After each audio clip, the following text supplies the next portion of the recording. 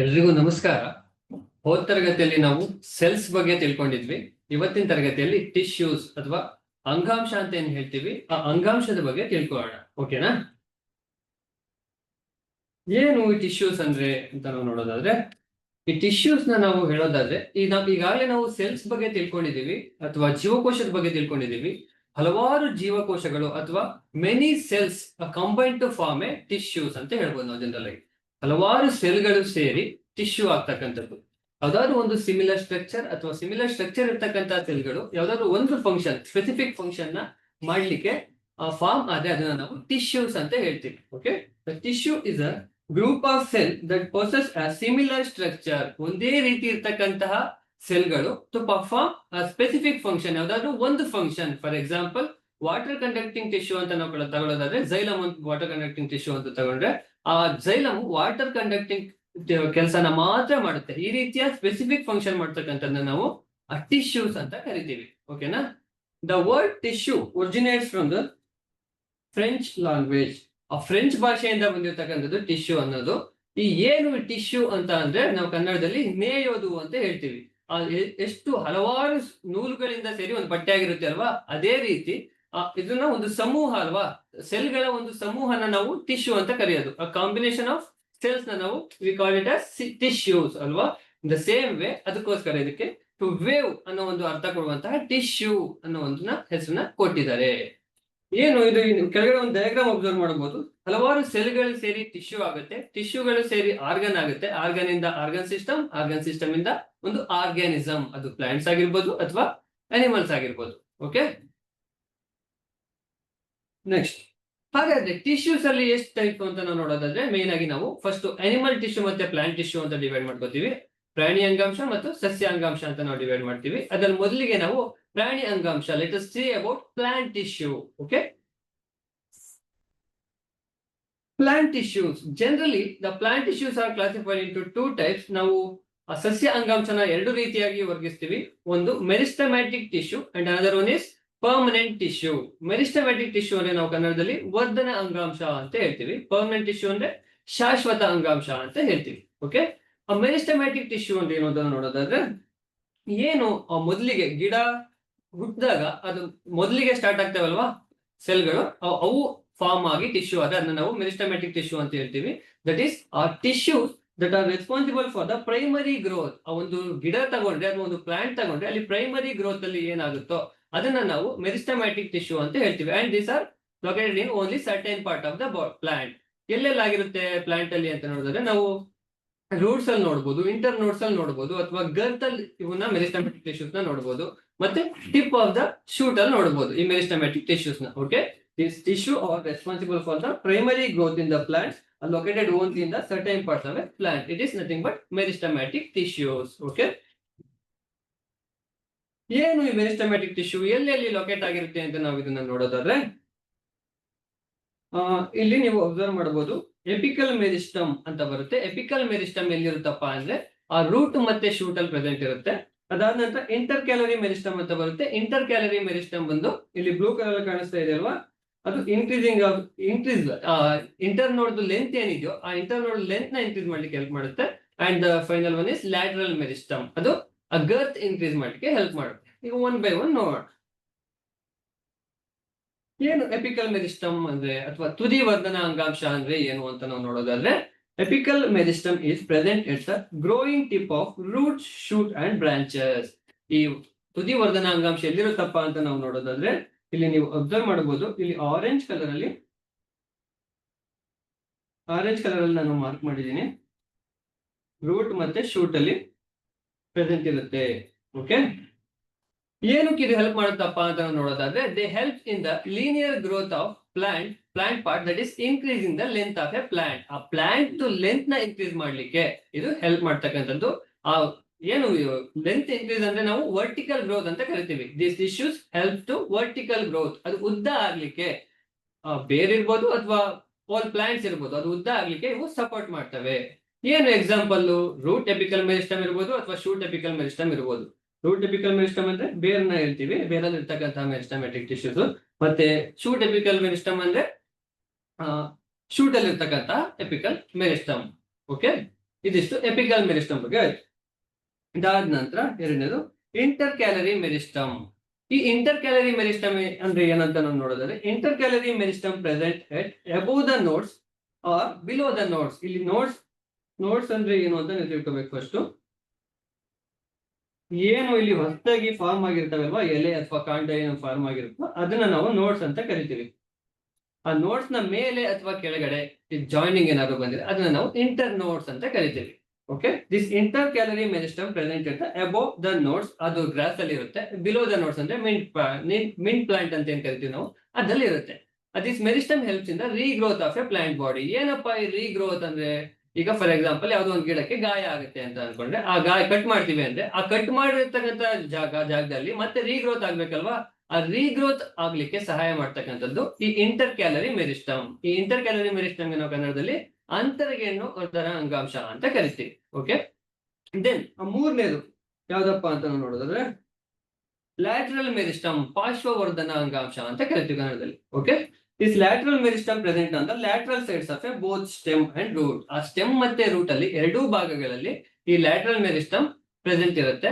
And they are responsible for the width or girth of a root and stem. ಆ stem ಇರ್ಬೋದು ಅಥವಾ root ಇರ್ಬೋದು, ಅದ್ರ girth ಏನಿದೆಯೋ ಅದು ದಪ್ಪ ಆಗ್ಲಿಕ್ಕೆ, ಅದ್ರದ್ದು ಸರ್ಕಂಫರೆನ್ಸ್ ಇಂಪ್ರೂವ್ ಮಾಡ್ಲಿಕ್ಕೆ ಅಥವಾ ಜಾಸ್ತಿ ಮಾಡ್ಲಿಕ್ಕೆ ಈ ಲ್ಯಾಟ್ರಲ್ ಮೆರಿಸ್ಟಮ್ ಸಪೋರ್ಟ್ ಮಾಡುತ್ತೆ. ಓಕೆ, ಇದರಲ್ಲಿ ಎರಡು ಟೈಪ್ಸ್ ಬರುತ್ತೆ. ಯಾವ್ದಪ್ಪ ಅಂದ್ರೆ ವ್ಯಾಸ್ಕ್ಯುಲರ್ ಕೇಂಬಿಯಂ ಮತ್ತೆ ಕಾರ್ ಕೇಂಬಿಯಂ ಅಂತ ಬರುತ್ತೆ. These are all the two types of lateral meristem. ಪಾರ್ಶ್ವವರ್ಧನ ಅಂಗಾಂಶ ಏನ್ ಹೇಳಿದೆ ಅದರಲ್ಲಿ ಇವೆರಡು ಟೂ ಟೈಪ್ಸ್ ಬರುತ್ತೆ.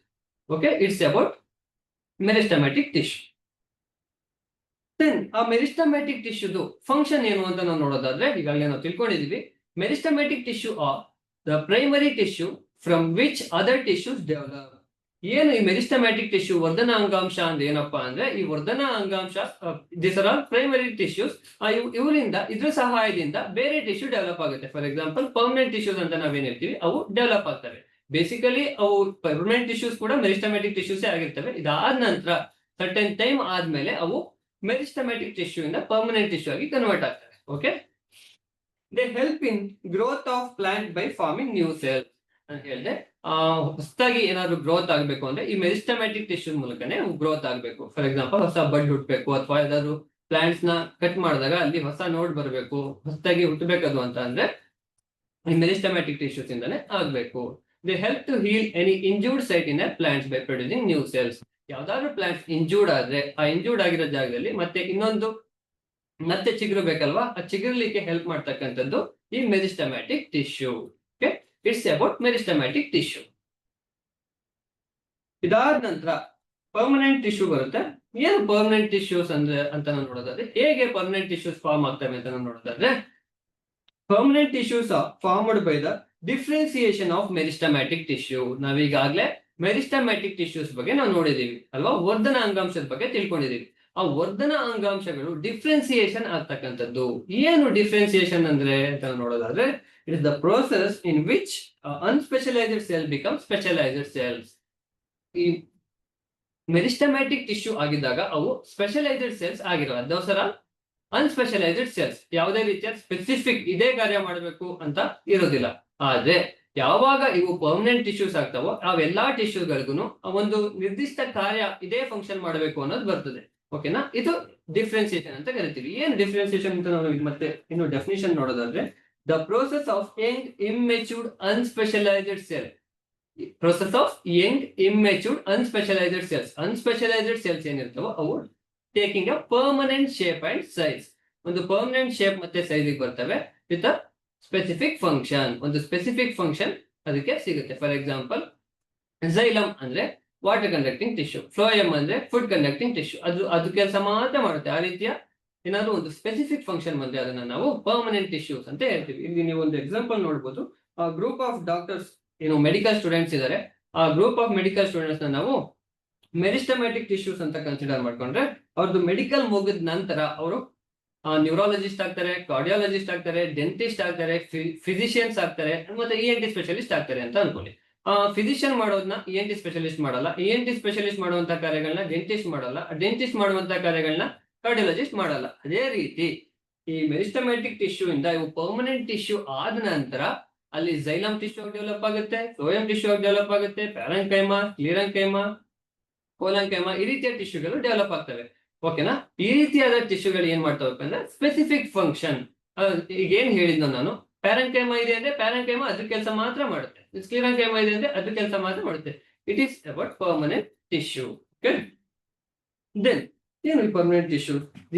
The tissue that are completely grown. ಯಾವ ಟಿಶ್ಯೂ, ಯಾವ ಅಂಗಾಂಶ ಸಂಪೂರ್ಣವಾಗಿ ಬೆಳವಣಿಗೆ ಆಗಿರುತ್ತೋ and that have lost the ability of division. ಅಲ್ಲಿ ಸೆಲ್ ಡಿವಿಷನ್ ಆಗೋದಿಲ್ಲ. ಡಿವಿಷನ್ ಆಗೋದೆಲ್ಲ ಎಲ್ಲಿ? ಮೆರಿಸ್ಟಮ್ಯಾಟಿಕ್ ಟಿಶ್ಯೂಸ್ ಅಲ್ಲಿ ಡಿವಿಷನ್ ಆಗಿ ಇಲ್ಲಿ ಡೆವಲಪ್ ಆಗಿ ಪರ್ಮನೆಂಟ್ ಟಿಶ್ಯೂ ಆಗಿ ಅವು ಕನ್ವರ್ಟ್ ಆಗಿರ್ತವೆ. ಓಕೆನಾ? It's about permanent tissue. ಈ ಪರ್ಮನೆಂಟ್ ಟಿಶ್ಯೂಸ್ ಅಲ್ಲಿ ಮತ್ತೆ ಎರಡು ವಿಧ. ಯಾವ್ದಪ್ಪ ಅಂದ್ರೆ ಸಿಂಪಲ್ ಪರ್ಮನೆಂಟ್ ಟಿಶ್ಯೂ ಮತ್ತೆ ಕಾಂಪ್ಲೆಕ್ಸ್ ಪರ್ಮನೆಂಟ್ ಟಿಶ್ಯೂ. ಯಾವುದು? ಸಿಂಪಲ್ ಪರ್ಮನೆಂಟ್ ಟಿಶ್ಯೂ ಮತ್ತೆ ಕಾಂಪ್ಲೆಕ್ಸ್ ಪರ್ಮನೆಂಟ್ ಟಿಶ್ಯೂ. ಸರಳ ಅಂಗಾಂಶ ಮತ್ತೆ ಸಂಕೀರ್ಣ ಅಂಗಾಂಶ ಅಂತ ಕರಿತೀವಿ ನಾವು. Okay, first simple permanent tissues ಬಗ್ಗೆ ನೋಡೋಣ. ಸಿಂಪಲ್ ಪರ್ಮನೆಂಟ್ ಟಿಶ್ಯೂಸ್ ಅಲ್ಲಿ ಮತ್ತೆ ಮೂರು ವಿಧ.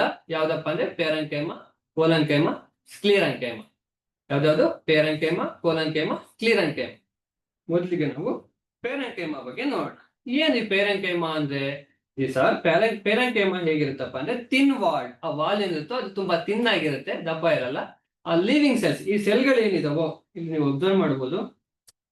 ಇಲ್ಲಿ ಪಿಕ್ಚರ್ ಅಲ್ಲಿ ಸೆಲ್ಸ್ ಗಳು ಇದಾವೆ ಅಲ್ವಾ, ಇವೆಲ್ಲ ಲಿವಿಂಗ್ ಸೆಲ್ಸ್ ಆಗಿರುತ್ತೆ.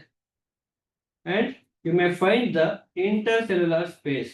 ಇಂಟರ್ಸೆಲ್ಯುಲಾರ್ ಸ್ಪೇಸ್ ಅಂದ್ರೆ ಒಂದು ಸೆಲ್ ನಿಂದ ಇನ್ನೊಂದು ಸೆಲ್ಗೆ ಸ್ಪೇಸ್ ಇದೆ, ಅದನ್ನ ನಾವು ಇಂಟರ್ಸೆಲ್ಯುಲಾರ್ ಸ್ಪೇಸ್ ಅಂತ ಕರಿತೀವಿ. ಇಲ್ಲಿ ನೀವು ಅಬ್ಸರ್ವ್ ಮಾಡಬಹುದು, ಇಲ್ಲಿ ಸ್ಪೇಸ್ ಇದೆ ಅಲ್ವಾ, ಒಂದ್ ಸೆಲ್ ಇಂದ ಇನ್ನೊಂದ್ ಸೆಲ್ಗೆ. ಅಲ್ಲಿ ಇನ್ನೊಂದು ಬರುತ್ತೆ ಇಂಟ್ರಾಸೆಲ್ಯುಲಾರ್ ಸ್ಪೇಸ್ ಅಂತ ಬರುತ್ತೆ. ಇಂಟ್ರಾಸೆಲ್ಯುಲಾರ್ ಸ್ಪೇಸ್ ಅಂದ್ರೆ ಅದು ಸೆಲ್ ಒಳಗಡೆ ಸ್ಪೇಸ್ ಇದ್ರೆ ಇಂಟ್ರಾಸೆಲ್ಯುಲಾರ್ ಸ್ಪೇಸ್ ಅಂತ ಹೇಳ್ತೀವಿ. ಬಟ್ ಇಲ್ಲಿ ಇಂಟ್ರಾಸೆಲ್ಯುಲಾರ್ ಸ್ಪೇಸ್ ಇಲ್ಲ, ಇಟ್ ಈಸ್ ಇಂಟರ್ಸೆಲ್ಯುಲಾರ್ ಸ್ಪೇಸ್. ಅಂದ್ರೆ ಒಂದು ಸೆಲ್ ಇಂದ ಇನ್ನೊಂದು ಸೆಲ್ಗೆ ಇರ್ತಕ್ಕಂತಹ ಗ್ಯಾಪ್ ನ ನಾವು ಇಂಟರ್ಸೆಲ್ಯುಲಾರ್ ಸ್ಪೇಸ್ ಅಂತ ಹೇಳ್ತೀವಿ. ಓಕೆನಾ? Then store food in the form of starch, fat and protein. ಇದು ಸ್ಟಾರ್ಚ್ ಫಾರ್ಮ್ ಅಲ್ಲಿ ಇರ್ಬೋದು, ಫ್ಯಾಟ್ ಫಾರ್ಮ್ ಅಲ್ಲಿ ಇರ್ಬೋದು, ಅಥವಾ ಪ್ರೋಟೀನ್ ಫಾರ್ಮ್ ಅಲ್ಲಿ ಫುಡ್ ನ ಸ್ಟೋರ್ ಮಾಡ್ಕೊಂಡಿರುತ್ತೆ. ಹಾಗೆ ಇಲ್ಲಿ ಮತ್ತೆ ಈ ಪ್ಯಾರೆಂಕೈಮ ಏನಿದೆಯೋ ಇದರಲ್ಲಿ ಆ ಕ್ಲೋರಂಕೈಮ ಮತ್ತೆ ಏರಂಕೈಮ ಅಂತ ಬರುತ್ತೆ. ಹೆಸರುಗಳು ಒಂದೇ ತರ ಇದೆ ಅಂತ ಕನ್ಫ್ಯೂಷನ್ ಆಗೋದು ಬೇಡ, ಗೊತ್ತಾಗುತ್ತೆ. ಕ್ಲೋರೋಪ್ಲಾಸ್ಟ್ ಇದ್ರೆ ಇರ್ತಕ್ಕಂಥ ಪ್ಯಾರೆಂಕೈಮ ಟಿಶ್ಯೂಸ್ ನಾವು ಕ್ಲೋರಂಕೈಮ ಅಂತ ಕರಿತೀವಿ. ಓಕೆನಾ? ಹಾಗೇನೆ ಏರ್ ಕ್ಯಾವಿಟೀಸ್ ಪ್ರೆಸೆಂಟ್ ಇದ್ರೆ ಅದನ್ನ ನಾವು ಏರಂಕೈಮ ಅಂತ ಕರಿತೀವಿ. ಓಕೆನಾ? Some parenchymatous cell may contain chlorophyll. ಅಲ್ಲಿ ಇದೆ ಅಲ್ವಾ chlorophyll, and perform photosynthesis. Chlorophyll ಇರೋದ್ರಿಂದಲೇ ಫೋಟೋಸಿಂಥಸಿಸ್ ಆಗ್ತಕ್ಕಂಥದ್ದು. ಅಂತಹ ಪ್ಯಾರೆಂಕೈಮ ಟಿಶ್ಯೂಸ್ ನಾವೇನಂತ ಕರಿತೀವಿ? ಕೋಲಂಕೈಮ ಅಲ್ಲ, ಸಾರಿ, ಕ್ಲೋರಂಕೈಮ ಅಂತ ಕರಿತೀವಿ. ಕೋಲಂಕೈಮ ಅಂತ ಬರುತ್ತೆ, ಅದು ಬೇರೆ. ಇದು ಕ್ಲೋರಂಕೈಮ. ಕ್ಲೋರೋಫಿಲ್ ಇರೋದ್ರಿಂದ ನಾವಿನ್ನ ಕ್ಲೋರಂಕೈಮ ಅಂತ ಕರಿತೀವಿ. ಓಕೆ, ಹಾಗಾದ್ರೆ ಏರಂಕೈಮ ಅಂದ್ರೆ ಏನು ಅಂತ ನೋಡೋದಾದ್ರೆ, ಇನ್ ಅಕ್ವಾಟಿಕ್ ಪ್ಲಾಂಟ್ಸ್ ಅಂದ್ರೆ ನೀರಲ್ಲಿ ಬೆಳಿತಾವಲ್ಲ ಅಂತಹ ಪ್ಲಾಂಟ್ಸ್ ಗಳಲ್ಲಿ ಪ್ಯಾರೆಂಕೈಮ ಪ್ರೊವೈಡ್ಸ್ ಬಯಾನ್ಸಿ. ಬಯಾನ್ಸಿ ಅಂದ್ರೆ ತೇಲುವಂತದ್ದು. ಓಕೆನಾ? Due to the presence of large air cavity. Air cavity present ಇರೋದ್ರಿಂದ ಆ ಬಯಾನ್ಸಿ ಆಗಿರುತ್ತೆ. ಆ ಬಯಾನ್ಸಿ ಆಗುವಂತಹ ಆ ಪ್ಯಾರೆಂಕೈಮ ಸೆಲ್ಸ್ ಏನಿದಾವೋ ಅದನ್ನ ನಾವು ಏರಂಕೈಮ ಅಂತ ಕರಿತೀವಿ. ಓಕೆ, ಇಲ್ಲಿ ನಿಮ್ಗೆ ಕ್ಲೋರಂಕೈಮ ಅಂದೇನು, ಏರಂಕೈಮ ಅಂದೇನು ಅಂತ ಗೊತ್ತಾಯ್ತು. ಇವೆರಡೂನು ಪ್ಯಾರೆಂಕೈಮನ ಅಂದ್ರೆ ಎಸ್, ಇವರು ಪ್ಯಾರೆಂಕೈಮನೆ. ಅದ್ರಲ್ಲಿ ಬರ್ತಕ್ಕಂಥದ್ದು ಕ್ಲೋರಂಕೈಮ ಮತ್ತೆ ಏರಂಕೈಮ.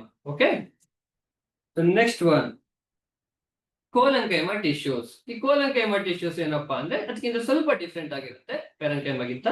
Cells of a collenchyma are living cells. ಇದರಲ್ಲಿ ಇರ್ತಕ್ಕಂಥ ಸೆಲ್ಸ್ ಕೂಡ ಲಿವಿಂಗ್. ಪ್ಯಾರೆಂಕೈಮದಲ್ಲೂ ಲಿವಿಂಗ್ ಸೆಲ್ಸ್ ಆಗಿದ್ವು.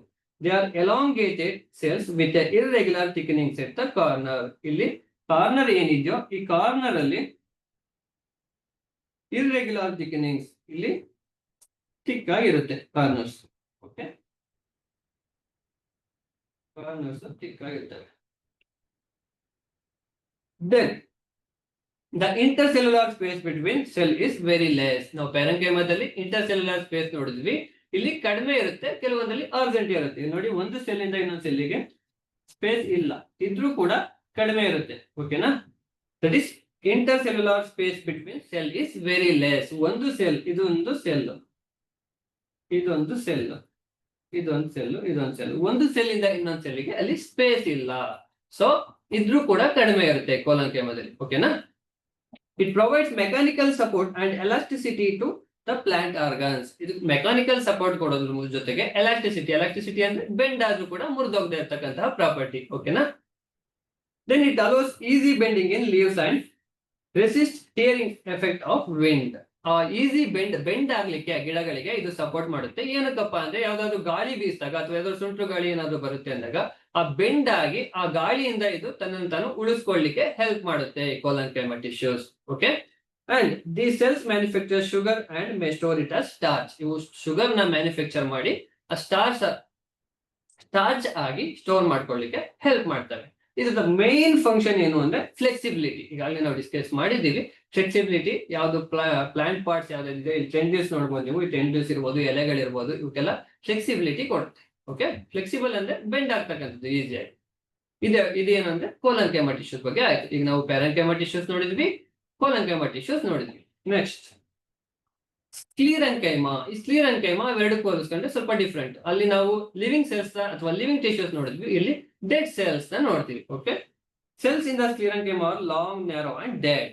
as we have discussed, ಇವು ಡೆಡ್ ಸೆಲ್ಸ್ ಆಗಿರ್ತವೆ. ಓಕೆನಾ, due to the thick wall there is very less space. ಅಲ್ಲಿ ಸ್ಪೇಸ್ ಇರೋದಿಲ್ಲ.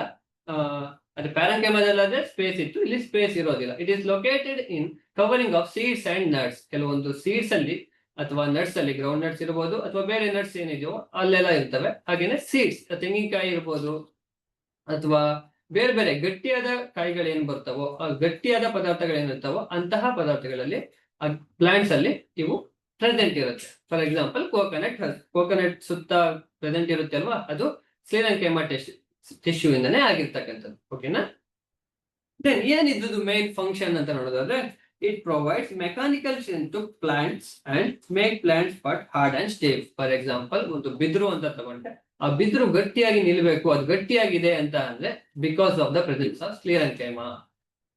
Then they protect the plants from the environmental force like strong winds.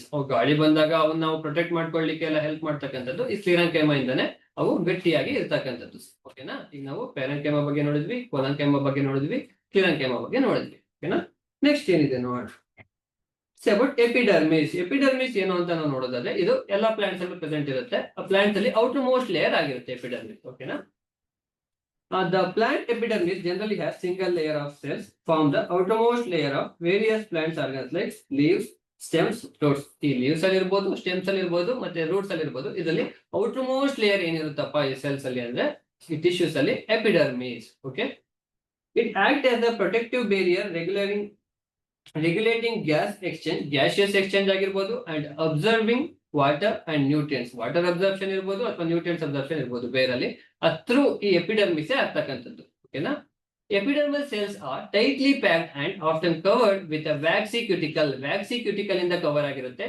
ಏನಕ್ಕಪ್ಪ waxy cuticle ಇಂದ cover ಆಗಿರುತ್ತೆ ಅಂದ್ರೆ, to protection against the water loss and pathogens enter ಆಗಬಾರ್ದು ಮತ್ತೆ water loss ಆಗಬಾರ್ದು ಅಂತ. ಓಕೆ, ಆ ಕ್ಯೂಟಿಕಲ್, ವ್ಯಾಕ್ಸಿ ಕ್ಯೂಟಿಕಲ್ ಇದ್ರೆ ವಾಟರ್ ಲಾಸ್ ಆಗಲ್ಲ, ಒಣಗೋಗಲ್ಲ. Okay, it's about epidermis. Epidermis ನಂತರ ಕಾಂಪ್ಲೆಕ್ಸ್ ಪರ್ಮನೆಂಟ್ ಟಿಶ್ಯೂಸ್ ನೋಡೋಣ. ಈಗ ನಾವು ಸಿಂಪಲ್ ಪರ್ಮನೆಂಟ್ ಟಿಶ್ಯೂಸ್ ನೋಡಿದ್ವಿ, ಕಾಂಪ್ಲೆಕ್ಸ್ ಪರ್ಮನೆಂಟ್ ಟಿಶ್ಯೂಸ್ ನೋಡೋಣ. ಆ ಸಿಂಪಲ್ ಪರ್ಮನೆಂಟ್ ಟಿಶ್ಯೂ ಅಂತ ಬಂದಾಗ ಅಲ್ಲಿ ಒಂದೇ ರೀತಿಯ ಸೆಲ್ಗಳು ಇದ್ವು, ಒಂದೇ ರೀತಿಯ ಸೆಲ್ಗಳು ಸೇರಿ ಏನಾಗಿತ್ತು, ಒಂದೇ ರೀತಿಯ ಸೆಲ್ಗಳು ಸೇರಿ ಟಿಶ್ಯೂಸ್ ಆಗಿತ್ತು. ಬಟ್ ಇಲ್ಲಿ ಏನಾಗುತ್ತೆ, ಬೇರೆ ಬೇರೆ ರೀತಿ ಶೇಪ್ ಇರ್ತಕ್ಕಂತಹ ಆ ಸೆಲ್ಗಳು ಸೇರಿ ಟಿಶ್ಯೂ ಆಗಿರ್ತವೆ. ಅದನ್ನ ನೋಡ್. ಇಲ್ಲಿ ಫಾರ್ ಎಕ್ಸಾಂಪಲ್ ನೀವು ಇಲ್ಲಿ ಎರಡು ಪಿಕ್ಚರ್ ಇದೆ, ಅಬ್ಸರ್ವ್ ಮಾಡಬಹುದು. ಬೊಕ್ಕೆ 1, ಬೊಕ್ಕೆ 2 ಇದೆ. ಆ ಬೊಕ್ಕೆ 1 ಅಲ್ಲಿ ಒಂದೇ ರೀತಿಯ ಹೂಗಳಿದಾವೆ, ಒಂದೇ ರೀತಿಯ ಫ್ಲವರ್ಸ್ ಗಳಿಂದಾಗಿ ಅದೊಂದು ಬೊಕ್ಕೆ ಆಗಿದೆ. ಎರಡನೇ ಬೊಕ್ಕೆ ಬಿ ಏನಿದೆಯೋ ಇದು ಕೂಡ ಬೊಕ್ಕೆನೆ, ಎರಡರೂ ಏನಂತ ಚೇಂಜಸ್ ಇಲ್ಲ. ಬಟ್ ಇಲ್ಲಿ ಬೇರೆ ಫ್ಲವರ್ಸ್ ಇದಾವೆ, ಇಲ್ಲಿ ಒಂದೇ ರೀತಿಯ ಫ್ಲವರ್ಸ್ ಇದಾವೆ. For example simple permanent tissues ಅಲ್ಲಿ ಕೂಡ ಅದೇ ರೀತಿ ಆಗ್ತಕ್ಕಂಥದ್ದು. ಇಲ್ಲಿ ನೋಡಿ, ಇಲ್ಲಿ ಒಂದೇ ರೀತಿಯ ಸೆಲ್ಗಳಿದಾವೆ. ಫಾರ್ ಎಕ್ಸಾಂಪಲ್ ಇಲ್ಲಿ ಕೋಲನ್ಕೈಮಾ ತಗೊಂಡಿದ್ದೀನಿ ನಾನು. ಆ ಕೋಲನ್ಕೈಮಾದಲ್ಲಿ ಒಂದೇ ರೀತಿಯ ಸೆಲ್ಗಳಿದಾವೆ ಅಲ್ವಾ, ಆಲ್ಮೋಸ್ಟ್ ಒಂದೇ ರೀತಿ ಶೇಪ್ ಇದೆ ಈ ಸೆಲ್ ಅಲ್ಲಿ.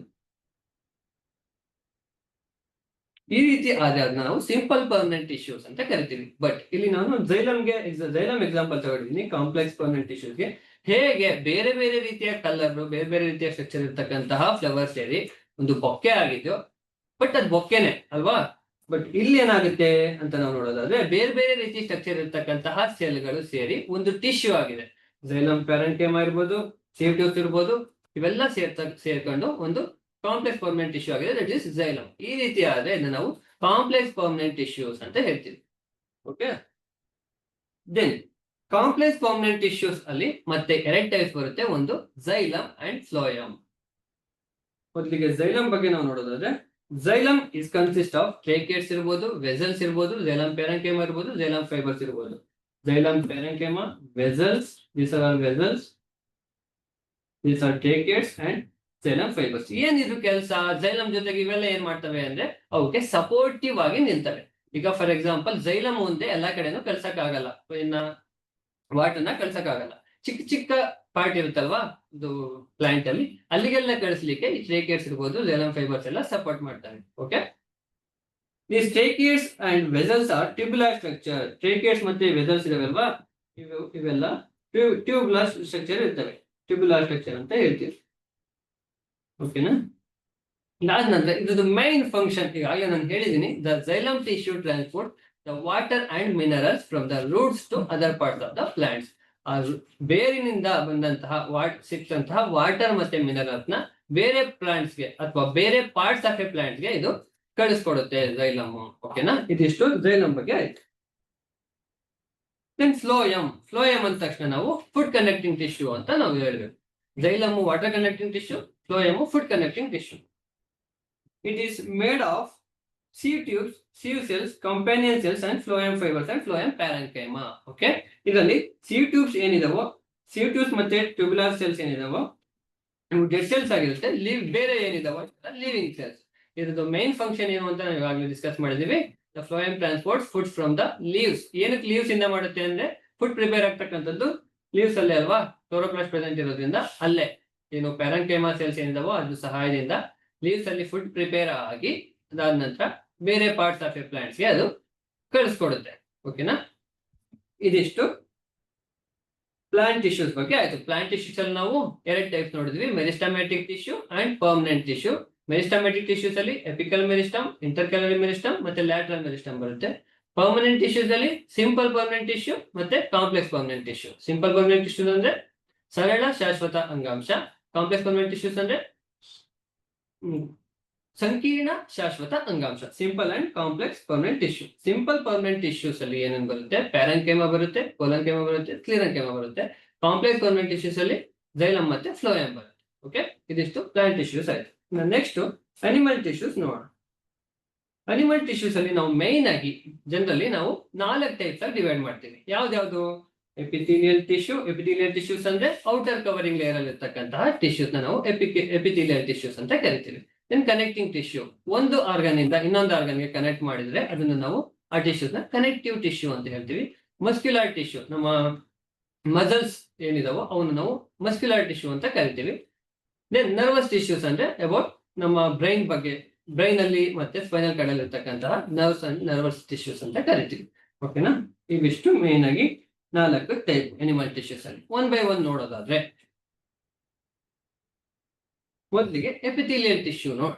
ಓಕೆನಾ? ಈಗಾಗಲೇ ನಮ್ಗೆ ಗೊತ್ತು epithelial tissue is outermost covering tissue. ಓಕೆನಾ? The outer protective covering tissue in the animal body. Animal ಬಾಡಿಯಲ್ಲಿ ಔಟರ್ ಕವರಿಂಗ್ ಟಿಶ್ಯೂಸ್ ನಾವು ಈ ಎಪಿಥೀಲಿಯಲ್ ಟಿಶ್ಯೂ ಅಂತ ಹೇಳ್ತೀವಿ. ಈ ಸ್ಕಿನ್ ಅಲ್ಲಿ ಇರ್ಬೋದು ಅಥವಾ ಒಳಗಡೆ ಇಂಟರ್ನಲ್ ಆರ್ಗನ್ ಅಲ್ಲಿ ಏನಿದೆಯೋ ಅಲ್ಲಿ ಔಟರ್ ಕವರಿಂಗ್ ಏನಿರುತ್ತೋ ಆ ಔಟರ್ ಕವರಿಂಗ್ ಏನಿದೆಯೋ ಇದು ಎಪಿಥೀಲಿಯಲ್ ಟಿಶ್ಯೂ ಇಂದನೇ ಆಗಿರುತ್ತೆ. ಓಕೆನಾ? The skin, the lining of a mouth, the lining of a blood vessel, kidney tubules are made up of epithelial tissue. ಇಷ್ಟೇನಾ ಅಂದ್ರೆ ಇಲ್ಲ, ಇನ್ನೂ ತುಂಬಾ ಆರ್ಗನ್ಸ್ ಆಗಿದೆ. ಎಕ್ಸಾಂಪಲ್ ಗೆ ಇಷ್ಟ ತಗೊಂಡಿದ್ದೀನಿ. ಓಕೆನಾ? ಇದರಲ್ಲಿ ಮೇನ್ ಆಗಿ 3 ತರ ಎಪಿಥೀಲಿಯಲ್ ಟಿಶ್ಯೂ ಬರುತ್ತೆ, ಎಪಿಥೀಲಿಯಂ ಬರುತ್ತೆ. ಒಂದು squamous epithelium, cuboidal epithelium, columnar epithelium. One by one ನೋಡೋಣ.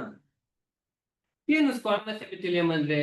ಈ ಸ್ಕ್ವಾಮಸ್ ಎಪಿಥೀಲಿಯಂ ಅಂತ ಏನು ಕರಿತೀವಿ ಅಂದ್ರೆ ಇದು ಸೆಲ್ಸ್ ಗಳು ಏನಿದಾವೋ ಇವು ಸ್ಕೇಲ್ ರೀತಿ, ಫಿಶ್ ಸ್ಕೇಲ್ ಏನಿದೆಯೋ ಆ ರೀತಿ ಪ್ರೆಸೆಂಟ್ ಇರೋದ್ರಿಂದ ನಾವು ಸ್ಕ್ವಾಮಸ್ ಎಪಿಥೀಲಿಯಂ ಅಂತ ಕರಿತೀವಿ. ಆ ಸ್ಟ್ರಕ್ಚರ್ ಇರೋದ್ರಿಂದ ನೀವು ಅಬ್ಸರ್ವ್ ಮಾಡಬಹುದು. It's look like a scale, ಅಥವಾ ನಾವು ಮನೆಗೆ ಟೈಲ್ಸ್ ಹಾಕ್ತೀವೋ ಆ ಟೈಲ್ಸ್ ರೀತಿ ಕಾಣಿಸ್ತದೆ. ಓಕೆನಾ? This epithelium is composed of thin, flat, irregular shaped cells which fit together like a floor tiles. Floor tiles ರೀತಿ ಕಾಣಿಸ್ತವೆ. ಓಕೆನಾ? They can be simple. Simple ಅಂದ್ರೆ single layer and stratified, multi layer. ಇಲ್ಲಿ single layer cells ಇದಾವೆ, ಆ ರೀತಿ single layer cells ಇದೆ ನಾವನ್ನ simple squamous epithelium ಅಂತ ಕರಿತೀವಿ.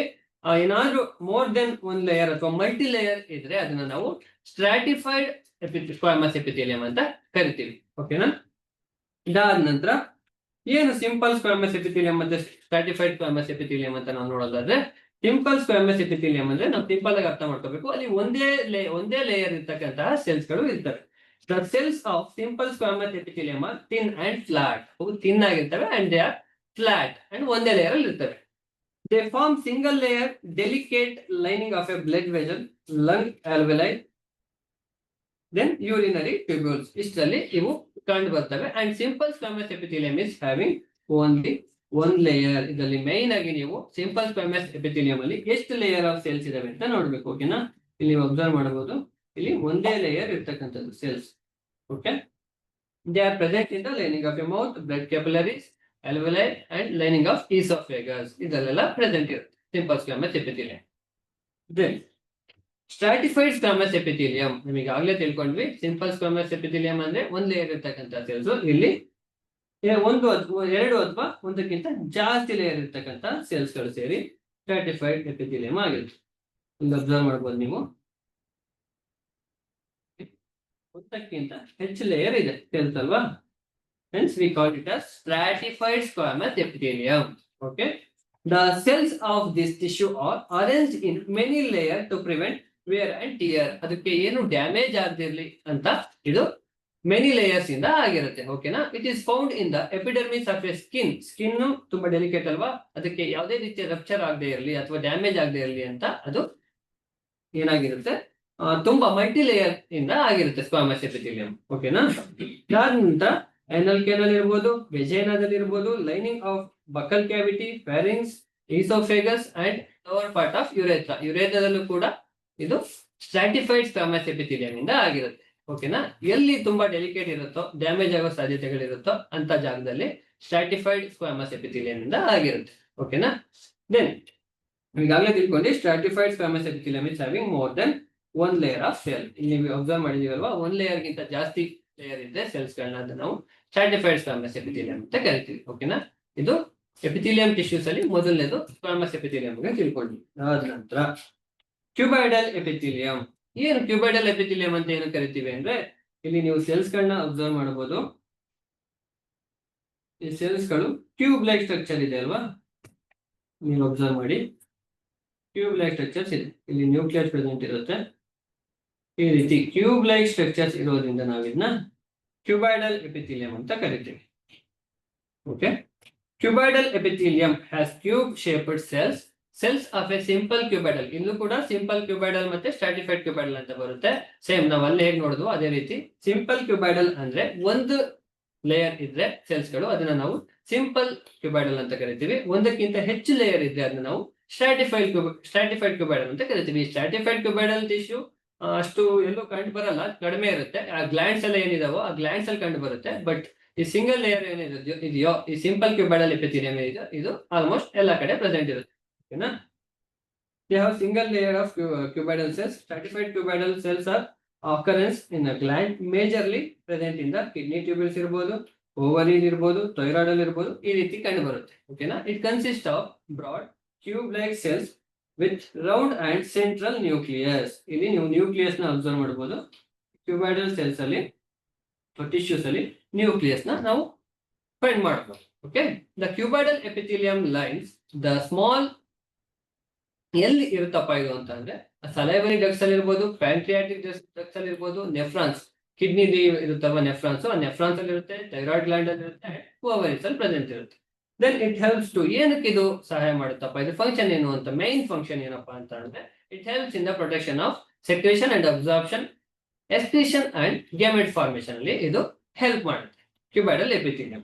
ದೆನ್ ಮೂರನೇದು ಯಾವ್ದಪ್ಪ ಅಂದ್ರೆ ಕಾಲುಮ್ನಾರ್ ಎಪಿಥೇಲಿಯಂ. ಹೆಸರಲ್ಲೇ ಇದೆ. ಏನಕ್ಕಪ್ಪ ಇದನ್ನ ಕಾಲುಮ್ನಾರ್ ಎಪಿಥೇಲಿಯಂ ಅಂತ ಕರಿತೀವಿ ಅಂದ್ರೆ, ಇಲ್ಲಿ ಏನು ಸೆಲ್ಸ್ ಗಳಿದಾವೋ, ಇಲ್ಲಿ ಸೆಲ್ಸ್ ಗಳಿದಾವಲ್ವಾ, ಇವು ಕಾಲಮ್ ರೀತಿ ಪ್ರೆಸೆಂಟ್ ಇರುತ್ತೆ.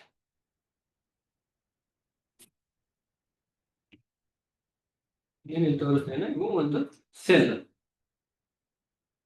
ಕಂಬದ ರೀತಿ ಇರ್ತವೆ. ಇವು ಪಿಲ್ಲರ್ ಅಂತ ಹೇಳ್ತೀವಿ. It's look like a pillar.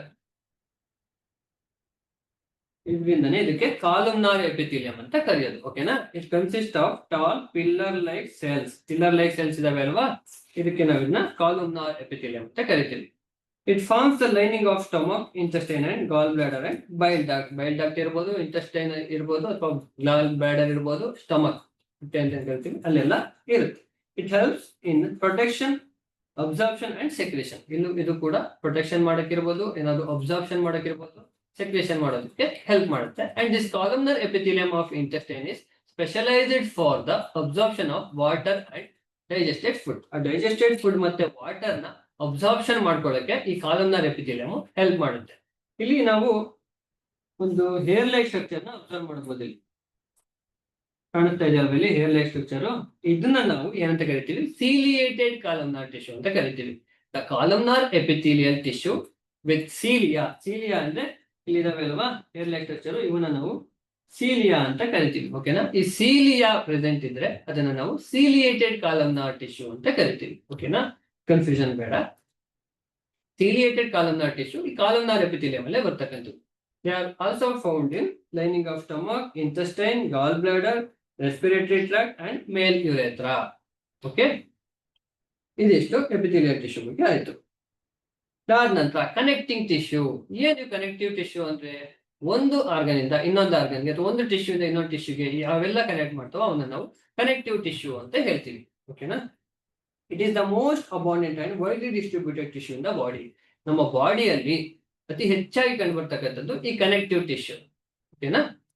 The connective tissue is specialised to connect various body organs. As we discuss, it will helps us to connect various body organ, one body organ to another organ. For example, ಯಾವ ರೀತಿ ಇರಬಹುದು ಅಂದ್ರೆ ನೀವು ನೋಡಬಹುದು, bones to ಬೋನ್ ಇರಬಹುದು, then muscle to ಬೋನ್ ಇರಬಹುದು, ಒಂದು muscle ಇಂದ ಬೋನಿ ಕನೆಕ್ಟ್ ಮಾಡೋದಿರ್ಬೋದು, ಅಥವಾ ಟಿಶ್ಯೂಸ್ ನ ಬೈಂಡ್ ಮಾಡ್ಲಿಕ್ಕೆ ಇರಬಹುದು, ಅಥವಾ ವೇರಿಯಸ್ ಬಾಡಿ ಪಾರ್ಟ್ ಗೆ ಸಪೋರ್ಟ್ ಮಾಡ್ಲಿಕ್ಕೆ ಇವು ಕನೆಕ್ಟಿವ್ ಟಿಶ್ಯೂ ಹೆಲ್ಪ್ ಮಾಡ್ತವೆ. ಓಕೆನಾ?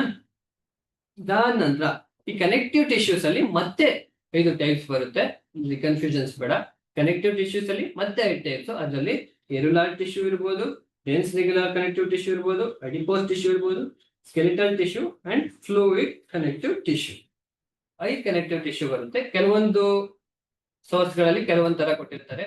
ಲೂಸ್ ಕನೆಕ್ಟಿವ್ ಟಿಶ್ಯೂ ಅಂತ ಕೊಟ್ಟಿರ್ತಾರೆ ಎರುಲಾರ್ ಟಿಶ್ಯೂಸ್ ಬಗ್ಗೆ, ಅಥವಾ ಎರಡನ್ನ ಮರ್ಜ್ ಮಾಡಿ ಕೊಟ್ಟಿರ್ತಾರೆ. ಈ ಸ್ಕೆಲಿಟಲ್ ಟಿಶ್ಯೂ ಮತ್ತೆ ಫ್ಲೂಯಿಡ್ ಕನೆಕ್ಟಿವ್ ಟಿಶ್ಯೂನ ಮರ್ಜ್ ಮಾಡಿ ಸ್ಪೆಷಲೈಸ್ ಕನೆಕ್ಟಿವ್ ಟಿಶ್ಯೂ ಅಂತ ಕೊಟ್ಟಿರ್ತಾರೆ. ಓಕೆನಾ? ನಾವು ಜನರಲ್ ಆಗಿ ಅಬ್ಸರ್ವ್ ಮಾಡ್ತಕ್ಕಂಥದ್ದು ಇವು 5 ಟೈಪ್ಸ್. ಯಾವ್ದಾದ್ರು areolar tissue, dense regular connective tissue, adipose tissue and fluid connective tissue. ಓಕೆನಾ? ಇವನ್ನ ನಾವು ಸ್ಪೆಷಲೈಸ್ಡ್ ಕನೆಕ್ಟಿವ್ ಟಿಶ್ಯೂ ಅಂತ ಕೂಡ ಕರಿತೀವಿ. Okay, then first one areolar ಅಥವಾ ಲೂಸ್ ಕನೆಕ್ಟಿವ್ ಟಿಶ್ಯೂ ಅಂದ್ರೆ ಏನು ಅಂತ ನೋಡೋದಾದ್ರೆ, it is the simplest and most widely distributed connective tissue in the animal body. ಒಂದು ಅನಿಮಲ್ ಬಾಡಿಯಲ್ಲಿ ತುಂಬಾ ಕಡೆ ಹರಡ್ಕೊಂಡಿರ್ತಕ್ಕಂತಹ ಟಿಶ್ಯೂ ಯಾವ್ದಪ್ಪ ಅಂತ ಅಂದ್ರೆ, ಜಾಸ್ತಿ ಯಾವ್ದು ಕವರ್ ಮಾಡ್ಕೊಂಡಿದೆ ಅಂದ್ರೆ ಈ ಎರುಲಾರ್ ಟಿಶ್ಯೂ ಅಂತ ಏನ್ ಕರಿತೀವೋ ಅಥವಾ ಲೂಸ್ ಕನೆಕ್ಟಿವ್ ಟಿಶ್ಯೂ ಅಂತ ಏನ್ ಕರಿತೀವೋ ಇದು ಕವರ್ ಆಗಿರುತ್ತೆ. It is found between skin and muscles around the blood vessels and the nerves in the bone marrow. Bone ಮ್ಯಾರೋದಲ್ಲಿ ಇರ್ಬೋದು, ಆ ಸ್ಕಿನ್ ಮತ್ತೆ ಮಸಲ್ ಏನಿದೆಯೋ ಆ ಮಸಲ್ ಮಧ್ಯ ಕಂಡು ಬರುತ್ತೆ. Okay, it is commonly called packing tissue of the body. ಇದನ್ನ packing tissues of a body ಅಂತ ಕರೀತಾರೆ. ಏನಕ್ಕೆ packing tissue of a body ಅಂತ ಕರೀತಾರಪ್ಪ ಅಂದ್ರೆ, ಎಲ್ಲಿ ಬಾಡಿಯಲ್ಲಿ ಸ್ಪೇಸ್ ಇರುತ್ತೋ ಆ ಸ್ಪೇಸ್ ನೆಲ್ಲ ಈ ಎರುಲಾರ್ ಟಿಶ್ಯೂ ಕವರ್ ಮಾಡ್ಕೊಂಡ್ಬಿಡುತ್ತೆ. ಅದಕ್ಕೆ ಏನಂತ ಕರಿತೀವಿ? Packing tissue of the body ಅಂತ ಕರಿತೀವಿ. It is important, please note down. It is commonly called as packing tissue of the body. Which one? Areolar tissue. ಇದಾದ ನಂತರ dense regular connective tissue. Dense connective tissue ಅಂದ್ರೆ ಏನು ಅಂತ ನೋಡೋದಾದ್ರೆ, it is a fibrous connective tissue that consists of densely packed fibers and cells. ಆ densely packed ಅಂದ್ರೆ ತುಂಬಾ ಹತ್ತಿರದಲ್ಲಿ ಇರ್ತವೆ. ಅವು ಸೆಲ್ಸ್ ಮತ್ತೆ ಫೈಬರ್ಸ್ ಇಂದ ಆಗಿರ್ತವೆ. ತುಂಬಾ ಕಾಂಪ್ಯಾಕ್ಟ್ ಆಗಿ ಅರೇಂಜ್ಮೆಂಟ್ ಆಗಿರುತ್ತೆ. It is the principal component of tendons and ligaments ಅಂತ ಬರುತ್ತೆ. ಈ ಡೆನ್ಸ್ ಕನೆಕ್ಟಿವ್ ಟಿಶ್ಯೂಸ್ ಏನಿದೆಯೋ ಇದರಲ್ಲಿ ಟೆಂಡನ್ಸ್ ಅಂಡ್ ಲಿಗಮೆಂಟ್ಸ್ ಬರುತ್ತೆ. ಈ ಟೆಂಡನ್ಸ್ ಅಂಡ್ ಲಿಗಮೆಂಟ್ಸ್ ಅಂದ್ರೆ which is present in the ಬೋನ್ ಅಲ್ಲಿ ಪ್ರೆಸೆಂಟ್ ಇರುತ್ತೆ. ಏನು ಟೆಂಡನ್ಸ್ ಅಂಡ್ ಲಿಗಮೆಂಟ್ಸ್ ಅಂತ ನೋಡೋದಾದ್ರೆ, tendons are the card like strong in elastic structure. Elastic ಆಗಲ್ಲ ಇವು, ಇನ್ ಎಲಾಸ್ಟಿಕ್ ಸ್ಟ್ರಕ್ಚರ್. ಯಾವುದೇ ರೀತಿಯ ಫ್ಲೆಕ್ಸಿಬಿಲಿಟಿ ಇರಲ್ಲ ಇದರಲ್ಲಿ. ಓಕೆನಾ? It connect skeletal muscles with the bone. ಯಾವ ಸ್ಕೆಲಿಟಲ್ ಮಸಲ್ಸ್ ನ ಬೋನ್ ಜೊತೆ ಕನೆಕ್ಟ್ ಮಾಡ್ತಾವೋ ಅವ್ನು ನಾವು ಟೆಂಡಾನ್ಸ್ ಅಂತ ಕರಿತೀವಿ. ಓಕೆನಾ. ಇಲ್ಲಿ ನೀವು ಅಬ್ಸರ್ವ್ ಮಾಡ್ಬೋದು, ಇಲ್ಲಿ ನಮ್ಮ ಬಾಡಿಯಲ್ಲಿ ಪ್ರೆಸೆಂಟ್ ಇರುತ್ತೆ.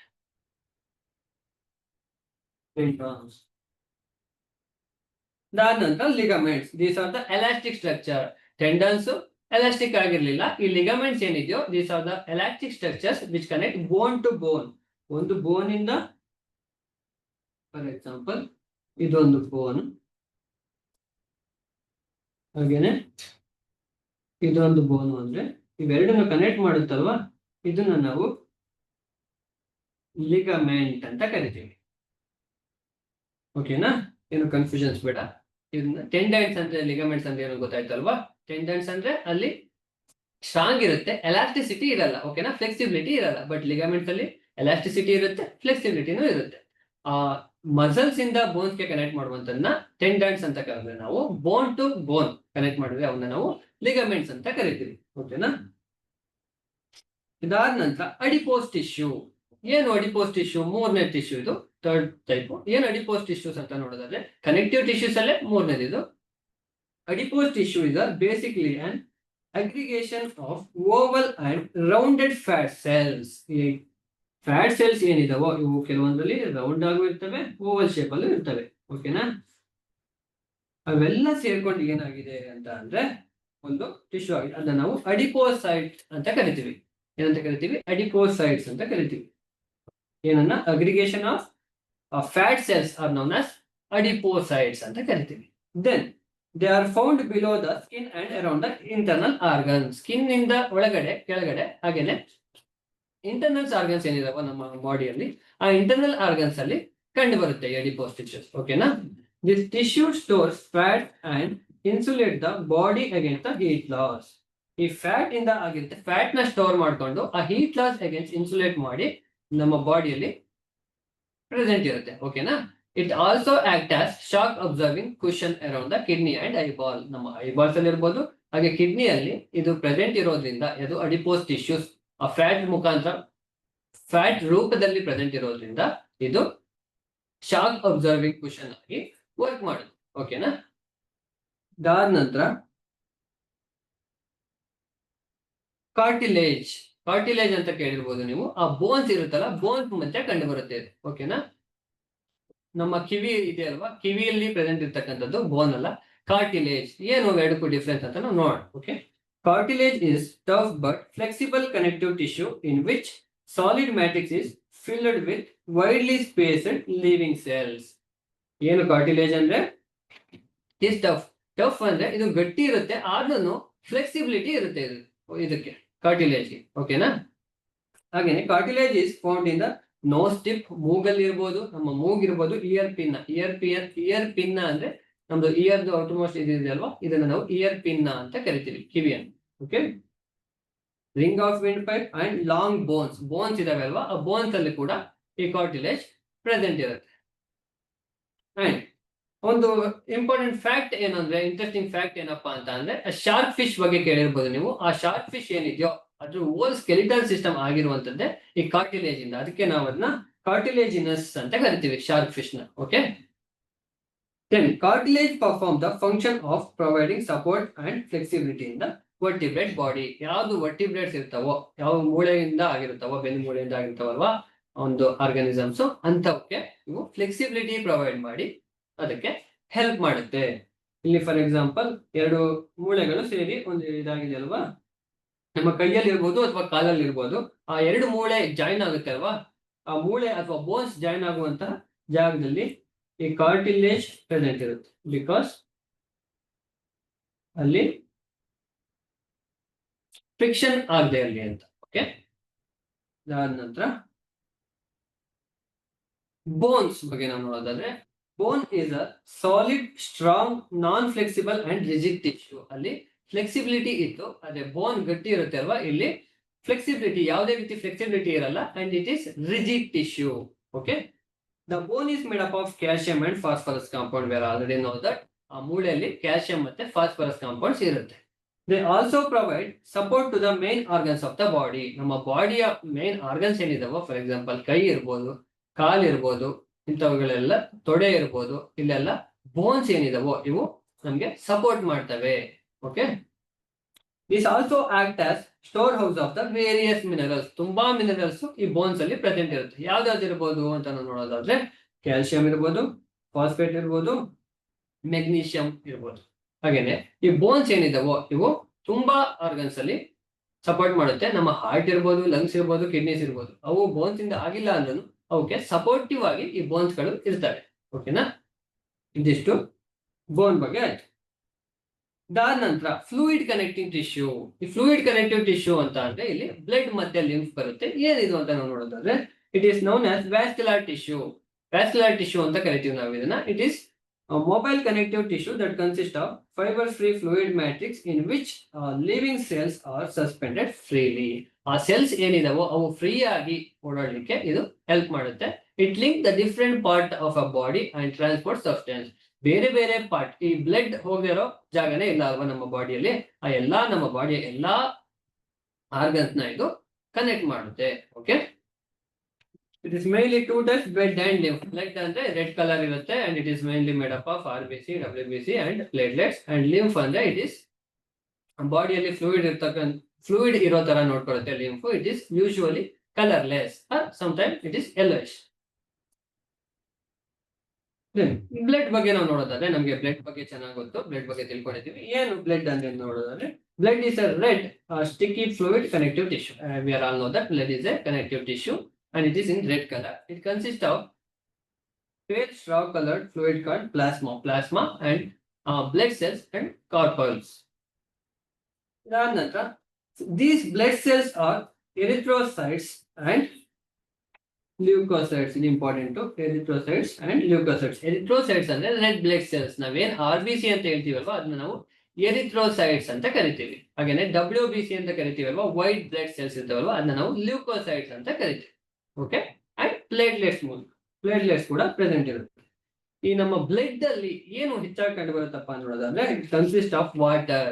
90ರಿಂದ 95% ಅಥವಾ 92% ಏನ್ ಹೇಳ್ತೀವಿ ಅಲ್ಲಿ ವಾಟರ್ ಪ್ರೆಸೆಂಟ್ ಇರುತ್ತೆ. ಅಂಡ್ ಏನ್ ಮಿಕ್ಕಿದೇನಿರುತ್ತೋ 5ರಿಂದ 10% ಏನಿದೆ ಅಲ್ಲಿ ಇನ್ಆರ್ಗ್ಯಾನಿಕ್ ಮತ್ತೆ ಆರ್ಗ್ಯಾನಿಕ್ ಸಬ್ಸ್ಟೆನ್ಸ್ ಇರುತ್ತೆ. ಏನು ಇನ್ಆರ್ಗ್ಯಾನಿಕ್ ಸಬ್ಸ್ಟೆನ್ಸ್ ಅಂತ ನಾವು ನೋಡೋದಾದ್ರೆ ಸೋಡಿಯಂ ಇರ್ಬೋದು, ಪೊಟ್ಯಾಷಿಯಂ ಇರ್ಬೋದು, ಕ್ಯಾಲ್ಸಿಯಂ ಇರ್ಬೋದು, ಮೆಗ್ನೀಷಿಯಂ ಇರ್ಬೋದು, ಕ್ಲೋರೈಡ್ ಇರ್ಬೋದು ಅಥವಾ phosphate sulphates ಇವಿರ್ಬೋದು.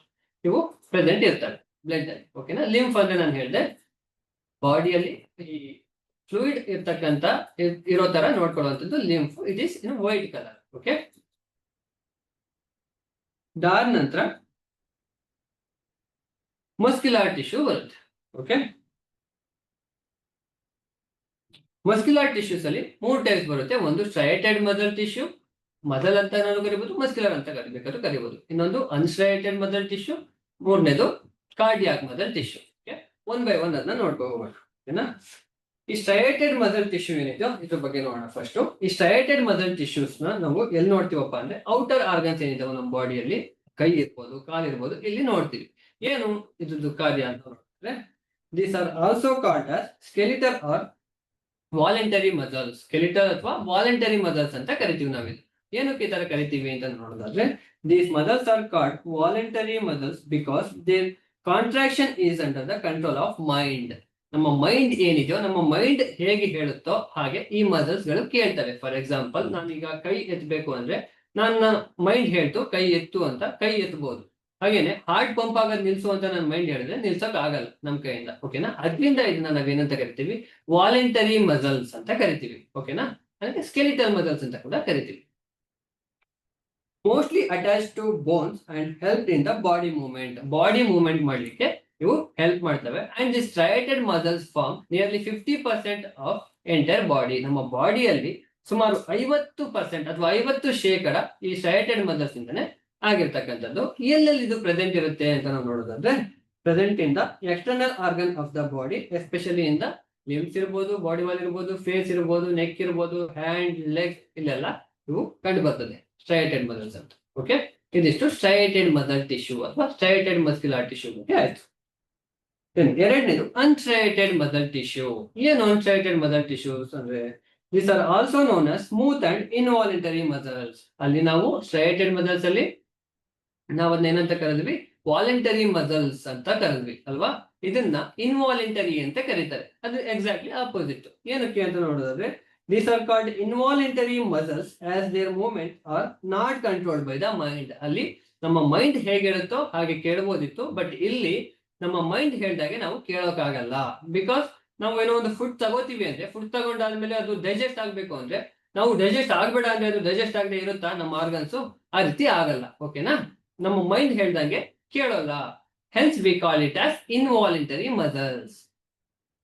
It is present in the internal organs like walls of all tubular organs such as stomach irbodu, intestines irbodu, blood vessels irbodu, organ concerned with the urination and reproduction. Reproductive organs irtavalva ನಮ್ಮ body ಒಳಗಡೆ, ಅವೆಲ್ಲವೂ ಕೂಡ ಈ ಅನ್ಸ್ಟ್ರೈಟೆಡ್ muscles ಇಂದಾನೆ ಆಗಿರ್ತಕ್ಕಂಥದ್ದು. Okay, in the intestine these muscles help to push the food down along the alimentary canal. intestine ಅಲ್ಲಿ ಈ muscles present ಇರುತ್ತೆ. ಇದು ಏನಕ್ಕೆ ಹೆಲ್ಪ್ ಮಾಡುತ್ತಪ್ಪ ಅಂದ್ರೆ, ಆ ಫುಡ್ ಇರುತ್ತಲ್ವಾ ಅದನ್ನ ಪುಷ್ ಮಾಡ್ಲಿಕ್ಕೆ ಎಲಿಮೆಂಟ್ರಿ ಕೆನಾಲ್ ಅಲ್ಲಿ ಹೆಲ್ಪ್ ಮಾಡ್ತಕ್ಕಂಥದ್ದು. ಓಕೆನಾ? ಇದಿಷ್ಟು ಸ್ಟ್ರೈಟೆಡ್ ಮಸಲ್ಸ್ ಮತ್ತೆ ಅನ್ಸ್ಟ್ರೈಟೆಡ್ ಮಸಲ್ಸ್ ಬಂದಾಯ್ತು. ಇನ್ನ ಮೂರನೇದು ಕಾರ್ಡಿಯಾಕ್ ಮಸಲ್ಸ್. ಈ ಕಾರ್ಡಿಯಾಕ್ ಮಸಲ್ಸ್ ಕೂಡ ಇನ್ವಾಲಂಟರಿ ಮಸಲ್ಸ್. ಇವು ಸ್ಟ್ರೈಟೆಡ್ ಮಸಲ್ಸ್ ಮತ್ತೆ ಸ್ಮೂತ್ ಮಸಲ್ಸ್ ಎರಡೂ ರೀತಿಯ ಕ್ಯಾರೆಕ್ಟರಿಸ್ಟಿಕ್ಸ್ ನ ತೋರಿಸುತ್ತೆ. ಏನಕ್ಕೆ ಇನ್ನ ಸಪರೇಟ್ ಇಟ್ಟಿದಾರಪ್ಪ ಅಂತ ನಾವು ನೋಡೋದಾದ್ರೆ, cardiac muscles are found only in the walls of heart, pulmonary veins and superior vena cava. ಇದು ಮೇನ್ ಆಗಿ ಹಾರ್ಟ್ ಅಲ್ಲಿ ಕಂಡು ಬರ್ತದೆ. ಓಕೆನಾ? Cardiac muscles contract and relaxes rapidly and continuously with the rhythm but never gets fatigue. ಇದು ಎಷ್ಟು ಕೆಲಸ ಮಾಡಿದ್ರು ಕೂಡ ಈ ಮಸಲ್ಸ್ ಸುಸ್ತಾಗೋದಿಲ್ಲ. ಇದಕ್ಕೆ ಹಾರ್ಟ್ ಬೀಟ್ಸ್ ಯಾವಾಗ್ಲೂ ನಿಂತೋಗುತ್ತಾ? ಯಾವಾಗ್ಲೂ ನಿಂತೋಗಲ್ಲ. ಹಾರ್ಟ್ ಬೀಟ್ಸ್ ಏನಾದ್ರು ನಿಂತೋದ್ರೆ ನಾವಿರೋದಿಲ್ಲ ಅಲ್ವಾ? ಹಾಗಾಗಿ ಇದನ್ನ ಸಪರೇಟ್ ಆಗಿ ಕಾರ್ಡಿಯಾಕ್ ಮಸಲ್ ಟಿಶ್ಯೂಸ್ ಅಂತ ಕರಿತೀವಿ. ಓಕೆ, ಇದಿಷ್ಟು ಮಸ್ಕ್ಯುಲರ್ ಟಿಶ್ಯೂ ಬಗ್ಗೆ ಆಯ್ತು. ದೆನ್ ಫೈನಲ್ ನಾಲ್ಕನೇದು ಯಾವ್ದಪ್ಪ ಅಂದ್ರೆ ನರ್ವಸ್ ಟಿಶ್ಯೂ. ಈ ನರ್ವಸ್ ಟಿಶ್ಯೂ ಅಂದ ತಕ್ಷಣ ಏನ್ ನೆನಪಿಗೆ ಬರ್ಬೇಕಪ್ಪ ಅಂದ್ರೆ, ನಿಮ್ಗೆ ಬ್ರೈನ್ ಮತ್ತೆ ಸ್ಪೈನಲ್ ಕಾರ್ಡ್ ನೆನಪಿಗೆ ಬರ್ಬೇಕು. ನಮ್ಮ ಬ್ರೈನ್ ಅಲ್ಲಿ ಏನ್ ಕನೆಕ್ಟ್ ಮಾಡ್ತಾವೆ ನರ್ವ್ಸ್ ಎಲ್ಲ ನೋಡಿದೀವಲ್ವ ನಾವು, ಈ ನರ್ವ್ಸ್ ಎಲ್ಲ ಬರ್ತಕ್ಕಂಥದ್ದು ಈ ನರ್ವಸ್ ಟಿಶ್ಯೂಸ್ ಅಲ್ಲಿ. ಏನು ನರ್ವಸ್ ಟಿಶ್ಯೂಸ್ ಅಂದ್ರೆ, nervous tissue is a specialised type of tissue that receive stimulus and transmit from one part of tissue to other. One part of tissues ಇಂದ ಒಂದು ಸ್ಟಿಮ್ಯುಲಸ್ ನ ರಿಸೀವ್ ಮಾಡ್ಕೊಂಡು ಬೇರೆದಕ್ಕೆ ಟ್ರಾನ್ಸ್ಫರ್ ಮಾಡ್ತಕ್ಕಂಥದ್ದು ಇದು ಕೆಲಸ. The nervous system is composed of highly specialized cells called nerve cells ಅಥವಾ neurons ಅಂತ ಹೇಳ್ತೀವಿ. ನ್ಯೂರಾನ್ಸ್ ಬಗ್ಗೆ ನೀವೆಲ್ಲ ಕೇಳಿರ್ತೀರಿ. ಏನು ಈ ನರ್ವ್ ಸೆಲ್ಸ್ ಏನಾಗಿರ್ತಾವಪ್ಪ ಅಂದ್ರೆ ನ್ಯೂರಾನ್ಸ್ ಅಂತ ಕರಿತೀವಿ ನಾವು. ನರ್ವಸ್ ಸಿಸ್ಟಮ್ ಯಾವ್ದಿಂದ ಆಗಿರುತ್ತೋ ಆ ಸ್ಪೆಷಲೈಸ್ಡ್ ಸೆಲ್ಸ್ ಇದೆ ಅಲ್ವಾ, ಅದನ್ನ ನಾವು ನರ್ವ್ ಸೆಲ್ಸ್ ಅಥವಾ ನ್ಯೂರಾನ್ಸ್ ಅಂತ ಕರಿತೀವಿ. ಇವು ನಮ್ಮ ಬಾಡಿಯಲ್ಲಿ ಇರ್ತಕ್ಕಂಥ ಲಾಂಗೆಸ್ಟ್ ಸೆಲ್ ಕೂಡ ಹೌದು, ನರ್ವ್ ಸೆಲ್ಸ್. ಓಕೆನಾ? They are responsible for the coordinating and controlling many body function. ಬೇರೆ ಬಾಡಿ ಆರ್ಗನ್ಸ್ ಏನಿದಾವೋ ಅದ್ರ ಜೊತೆ ಕೋಆರ್ಡಿನೇಟ್ ಮಾಡಿ ಆ ಬಾಡಿ ಫಂಕ್ಷನ್ಸ್ ನ ಕಂಟ್ರೋಲ್ ಮಾಡ್ತಿರೋದು ಕೂಡ ಈ ನರ್ವಸ್ ಟಿಶ್ಯೂಗಳೇ. ಓಕೆನಾ? ಅದಾದ್ಮೇಲೆ neurons are the longest cells as we always discuss. Neurons ನ ಲಾಂಗೆಸ್ಟ್ ಸೆಲ್ಸ್ ಅಂತ ನಾವು ಕರಿತೀವಿ ನಮ್ಮ ಬಾಡಿಯಲ್ಲಿ. They have ability to receive stimulus and within the body and outside the body. Okay, it is primarily found in the brain ಇರ್ಬೋದು, spinal cord ಅಲ್ಲಿ ಇರ್ಬೋದು. ಇದಿಷ್ಟು ಅನಿಮಲ್ ಟಿಶ್ಯೂಸ್ ಬಗ್ಗೆ ಆಯ್ತು. ಅನಿಮಲ್ ಟಿಶ್ಯೂಸ್ ಅಲ್ಲಿ ನಾವು 4 ಟೈಪ್ ನೋಡಿದ್ವಿ. ಯಾವ್ದಾವ್ದು? Epithelial tissue, connective tissue, muscular tissue, nervous tissue. Epithelial tissues ಅಲ್ಲಿ ಮತ್ತೆ ಮೇನ್ ಆಗಿ 3 ಟೈಪ್ಸ್ ಬರುತ್ತೆ: squamous epithelium, cuboidal epithelium, columnar epithelium. Then ಎರಡನೇದು ಕನೆಕ್ಟಿವ್ ಟಿಶ್ಯೂ. ಕನೆಕ್ಟಿವ್ ಟಿಶ್ಯೂಸ್ ಅಲ್ಲಿ 5 ಟೈಪ್ಸ್ ಬರುತ್ತೆ. ಯಾವ್ದಾವ್ದು? Areolar tissue, dense connective tissue, adipose tissue and skeletal tissue. Another one is fluid connective tissue ಅಲ್ವಾ? ಇದಾದ ನಂತರ ಮಸ್ಕ್ಯುಲರ್ ಟಿಶ್ಯೂಸ್ ಬಗ್ಗೆ ನಾವು ಇವಾಗ ನೋಡಿದ್ವಿ. ಮಸ್ಕ್ಯುಲರ್ ಟಿಶ್ಯೂಸ್ ಅಲ್ಲಿ ಸ್ಕೆಲಿಟಲ್ ಮಸಲ್ಸ್ ಬರುತ್ತೆ, ಸ್ಮೂತ್ ಮಸಲ್ಸ್ ಬರುತ್ತೆ, ಕಾರ್ಡಿಯಾಕ್ ಮಸಲ್ಸ್ ಬರುತ್ತೆ.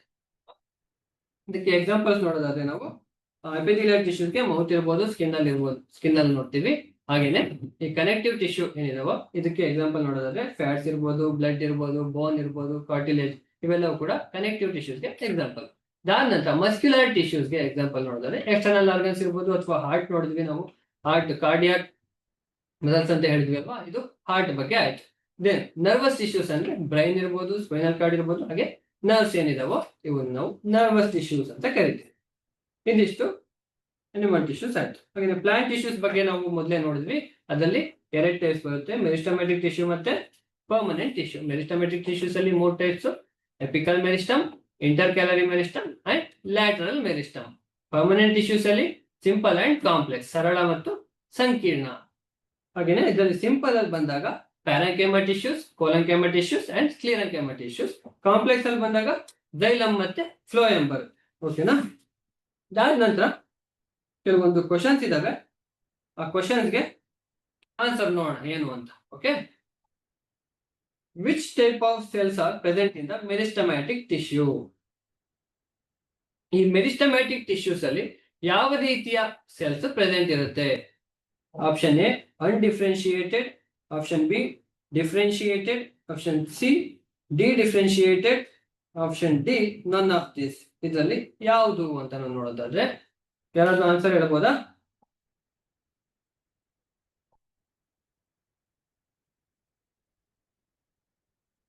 ಯಾರಾದ್ರೂ ಗೊತ್ತಿದ್ರೆ ಆನ್ಸರ್ ಮಾಡ್ಬೋದು.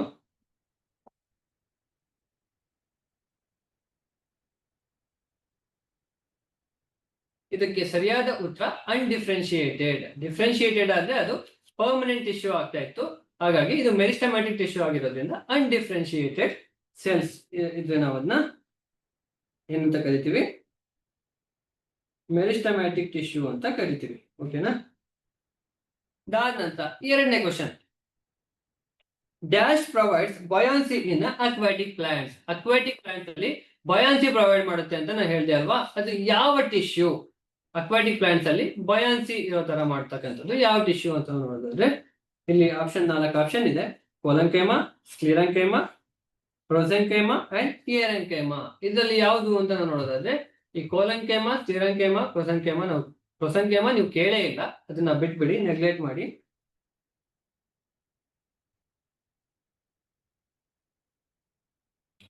ಇದರಲ್ಲಿ ಯಾವ್ದಪ್ಪ ಅಂತ ಅಂದ್ರೆ ಏರಂಕೈಮಾ ಇದ್ದ ಕರೆಕ್ಟ್ ಆನ್ಸರ್. ಏನಕ್ಕೆ ಏರಂಕೈಮಾ? ಅಲ್ಲಿ ಏರ್ ಕ್ಯಾವಿಟಿ ಪ್ರೆಸೆಂಟ್ ಇರುತ್ತೆ. ಎಲ್ಲಿ ಬರುತ್ತೆ ಇದು? ಕ್ಲೋರಂಕೈಮಾದಲ್ಲಿ ಬರುತ್ತೆ. ಅಕಸ್ಮಾತ್ ಇಲ್ಲಿ ಏನಾದ್ರು ಆಪ್ಷನ್ ನಲ್ಲಿ ಏರಂಕೈಮಾ ಬದಲಿಗೆ ಏನಾದ್ರು ಪೆರೆಂಕೈಮಾ ಏನಾದ್ರು ಇತ್ತು ಅಂತ ಅಂದ್ರೆ, ಈಗ ಫಾರ್ ಎಕ್ಸಾಂಪಲ್ ಇಲ್ಲಿ ಏರಂಕೈಮಾ ಇರ್ಲಿಲ್ಲ ಅಂತ ಅನ್ಕೊಳ್ಳಿ, ಏರಂಕೈಮಾ ಬದಲಿಗೆ ಪೆರೆಂಕೈಮಾ ಇರುತ್ತೆ. ಪೆರೆಂಕೈಮಾ ಏನಾದ್ರು ಇತ್ತು ಅಂದ್ರೆ ಅದಕ್ಕೆ ಆನ್ಸರ್ ಪೆರೆಂಕೈಮಾ ಆಗ್ತಿತ್ತು. ಬಟ್ ಇಲ್ಲಿ ಏರಂಕೈಮಾ ಅಂತ ಸ್ಪೆಸಿಫಿಕ್ ಆಗಿ ಕೊಟ್ಟಿರೋದ್ರಿಂದ ನಾವು ಏರಂಕೈಮಾನೇ ಆನ್ಸರ್ ಆಗುತ್ತೆ. ಓಕೆನಾ? ಅದಾದ ನಂತರ ನೆಕ್ಸ್ಟ್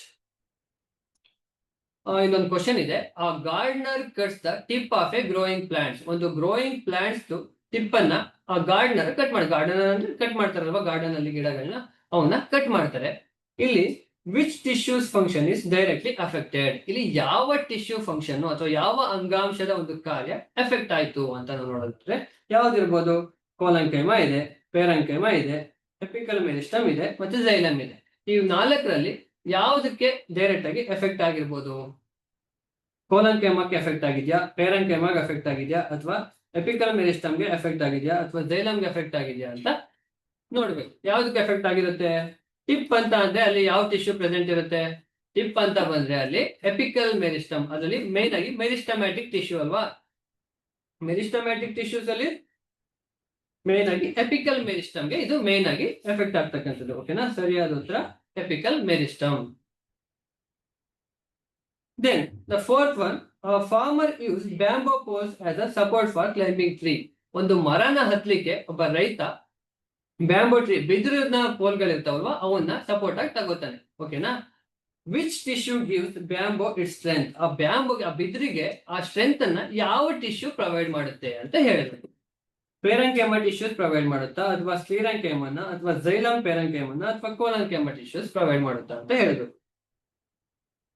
ಯಾವ್ದಾಗ್ಬೋದು ಅಂತ ನೋಡೋದಾದ್ರೆ ಪೆರೆಂಕೈಮಾ ಆಗ್ಲಿಕ್ಕಿಲ್ಲ. ಯಾಕೆಂದ್ರೆ ಪೆರೆಂಕೈಮಾದಲ್ಲಿ ಮೇನ್ ಆಗತಕ್ಕಂಥ ಫುಡ್ ಸ್ಟೋರೇಜ್ ಅಂಡ್ ಅಲ್ಲಿ ಬಯಾನ್ಸಿ ಬರುತ್ತೆ ಅಂಡ್ ಕ್ಲೋರೋಪ್ಲಾಸ್ಟ್ ಪ್ರೆಸೆಂಟ್ ಇರುತ್ತೆ ಅಲ್ವಾ, ಬಟ್ ಅಲ್ಲಿ ಏನಾಗೋದಿಲ್ಲ. ಹಾಗೇನೆ ಕೋಲಂಕೈಮಾದಲ್ಲೂ ಕೂಡ ಆಗಲ್ಲ, ಯಾಕೆಂದ್ರೆ ಕೋಲಂಕೈಮಾ ಫ್ಲೆಕ್ಸಿಬಿಲಿಟಿಗೆ ಹೆಲ್ಪ್ ಮಾಡ್ತಕ್ಕಂಥದ್ದು. ಜೈಲಮ್ ಪೆರೆಂಕೈಮಾ ಇದು ಅಲ್ಲ. ಜೈಲಮ್ ಪೆರೆಂಕೈಮಾ ಏನಕ್ಕಾಗಲ್ಲ ಅಂದ್ರೆ ಜೈಲಮ್ ಅಲ್ಲಿ ಆಗ್ತಕ್ಕಂಥದ್ದು ವಾಟರ್ ಕಂಡಕ್ಟಿಂಗ್, ಸೊ ಇದು ಅಲ್ಲ. ಸ್ಕ್ಲಿರೆಂಕೈಮಾದಲ್ಲಿ ಆಗ್ತಕ್ಕಂಥ ಏನಪ್ಪಾ ಅಂದ್ರೆ sclerenchyma provide strength and support to the plants ಅಲ್ವಾ. ಆ ಪ್ಲಾಂಟ್ಸ್ ಗೆ ಸ್ಟ್ರೆಂತ್ ಮತ್ತೆ ಸಪೋರ್ಟ್ ಮಾಡ್ತಕ್ಕಂಥದ್ದು ಈ ಸ್ಕ್ಲಿರೆಂಕೈಮಾ ಆಗಿರೋದ್ರಿಂದ ಇದಕ್ಕೆ ಸರಿಯಾದ ಉತ್ತರ ಸ್ಕ್ಲಿರೆಂಕೈಮಾ ಆಗಿರುತ್ತೆ. ಓಕೆನಾ? Then the tissue responsible for the photosynthesis is. Photosynthesis ಗೆ ರೆಸ್ಪಾನ್ಸಿಬಲ್ ಆಗಿರ್ತಕ್ಕಂತಹ ಟಿಶ್ಯೂ ಯಾವುದು ಅಂತ ಯಾರಾದ್ರು ಆನ್ಸರ್ ಮಾಡ್ಬೋದಾ? ಯಾರಾದ್ರು ಗೊತ್ತಿದ್ರೆ ಆನ್ಸರ್ ಮಾಡ್ಬೋದು. ಕೆಲವರು ಸಿ ಅಂತ ಹೇಳ್ತಿದ್ದೀರಿ, ಕೆಲವರು ಎ ಅಂತ ಹೇಳಿದ್ರಿ. ಆಪ್ಷನ್ ಎ ಝೈಲಮ್ ಅಂತ ಇದೆ, ಆಪ್ಷನ್ ಬಿ ಏರಂಕೈಮಾ ಅಂತ ಇದೆ, ಆಪ್ಷನ್ ಸಿ ಕ್ಲೋರಂಕೈಮಾ ಅಂತ ಇದೆ, ಆಪ್ಷನ್ ಡಿ ಸ್ಕ್ಲೀರಂಕೈಮಾ ಅಂತ ಇದೆ. ಇದಕ್ಕೆ ಸರಿಯಾದ ಉತ್ತರ ಕರೆಕ್ಟ್. ಎಲ್ಲರೂ ಸಿ ಅಂತ ಆಪ್ಷನ್ ಕೊಡ್ತಾ ಇದ್ದೀರಿ, ಕ್ಲೋರಂಕೈಮಾ. ಇನ್ ಕೇಸ್ ಫಾರ್ ಎಕ್ಸಾಂಪಲ್ ಇಲ್ಲಿ ಕ್ಲೋರಂಕೈಮಾ ಇರ್ಲಿಲ್ಲ ಅಂತ ಅನ್ಕೊಳ್ಳಿ. ಕ್ಲೋರಂಕೈಮಾ ಬದಲಿಗೆ ನಾನು ಇಲ್ಲಿ ಏನ್ ಕೊಡ್ತಿದ್ದೆ? ಆಪ್ಷನ್ ಬಿ ಇಲ್ಲಿ ಆಪ್ಷನ್ ಸಿ ಇದೆ ಅಲ್ವಾ, ಇಲ್ಲಿಗೆ ಕ್ಲೋರಂಕೈಮಾ ತೆಗೆದಾಕಿ ನಾನು ಪೇರಂಕೈಮಾ ಅಂತ ಆಪ್ಷನ್ ಕೊಡ್ತಿದ್ದೆ. ಅವಾಗ ಯಾವ್ದಾಗ್ತಿತ್ತು ಇಲ್ಲಿ ಆನ್ಸರು? ಕಮೆಂಟ್ ಮಾಡ್ಬೋದಾ ಯಾವ್ದಾಗ್ತಿತ್ತು ಆನ್ಸರ್ ಅಂತ?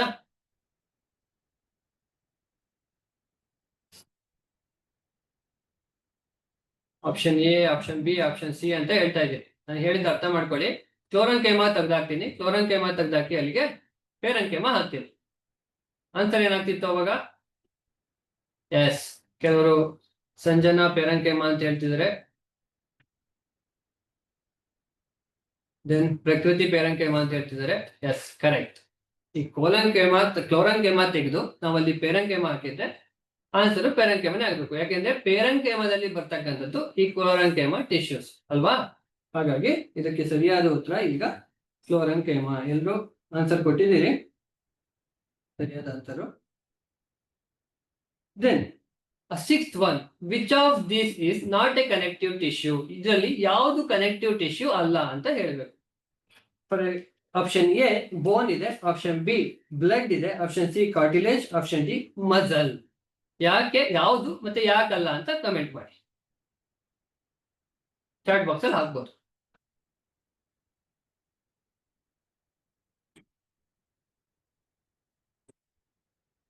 Which of this is not a connective tissue? ಇದರಲ್ಲಿ ಯಾವುದು ಕನೆಕ್ಟಿವ್ ಟಿಶ್ಯೂ ಅಲ್ಲ? ಕೆಲವರು ಬ್ಲಡ್ ಹೇಳ್ತಾ ಇದ್ದೀರಿ, ಕೆಲವರು ಡಿ ಆಪ್ಷನ್ ಡಿ ಹೇಳ್ತಾ ಇದ್ದೀರಿ, ಕೆಲವರು ಕಾರ್ಟಿಲೇಜ್ ಹೇಳ್ತಾ ಇದ್ದೀರಿ. ನೋಡೋಣ ಯಾವ್ದು ಜಾಸ್ತಿ ಹೇಳ್ತೀರಿ ಅಂತ. ಆಪ್ಷನ್ ಡಿ ಹೇಳ್ತಾ ಇದ್ದೀರಿ, ಹಾಗಾದ್ರೆ ಅರ್ಥ ಆಗಿಲ್ಲ ಅಂತ ಆಯ್ತು. ಇದು ಕನೆಕ್ಟಿವ್ ಟಿಶ್ಯೂಸ್. ಕನೆಕ್ಟಿವ್ ಟಿಶ್ಯೂ ಮತ್ತೆ ಮಸ್ಕ್ಯುಲಾರ್ ಟಿಶ್ಯೂ ಅಂತ ಎರಡು ಸಪರೇಟ್ ಟಿಶ್ಯೂಸ್ ಬರುತ್ತೆ ಅಲ್ವಾ.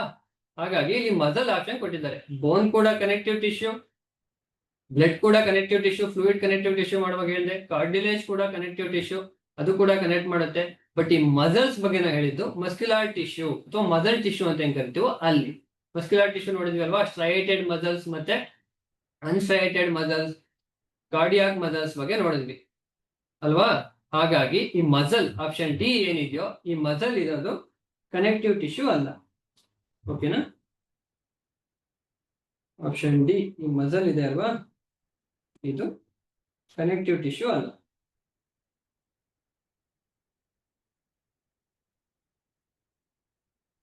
ಇದಕ್ಕೆ ಸರಿಯಾದ ಉತ್ತರ option D muscle. Because bone, blood, cartilage are the connective tissue. Muscle ಒಂದು ಕನೆಕ್ಟಿವ್ ಟಿಶ್ಯೂ ಅಲ್ಲ. ಏನಾದ್ರೂ ಡೌಟ್ ಇದ್ರೆ ಕೇಳ್ಬೋದು, ಹ್ಯಾಂಡ್ ರೈಸ್ ಮಾಡಿ. ಏನಾದ್ರು ಡೌಟ್ಸ್ ಇದ್ರೆ ಕೇಳ್ಬೋದು.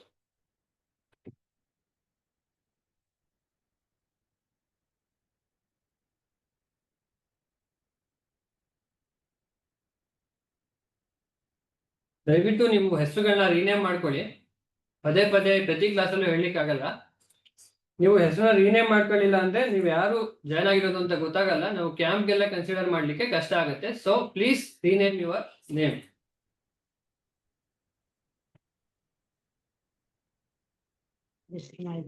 ಚಾರ್ಟ್ ಬಾಕ್ಸ್ ಅಲ್ಲಿ ಏನೋ ಕ್ವಶನ್ ಹಾಕಿದ್ದಾರೆ.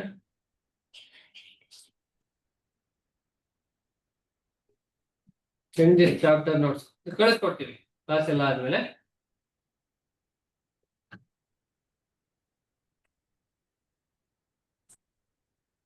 ಏನಾದ್ರು ಕುಡಿತಾ ನಡೆಸ್ತಾವ ಇದ್ರ ಕೇಳು.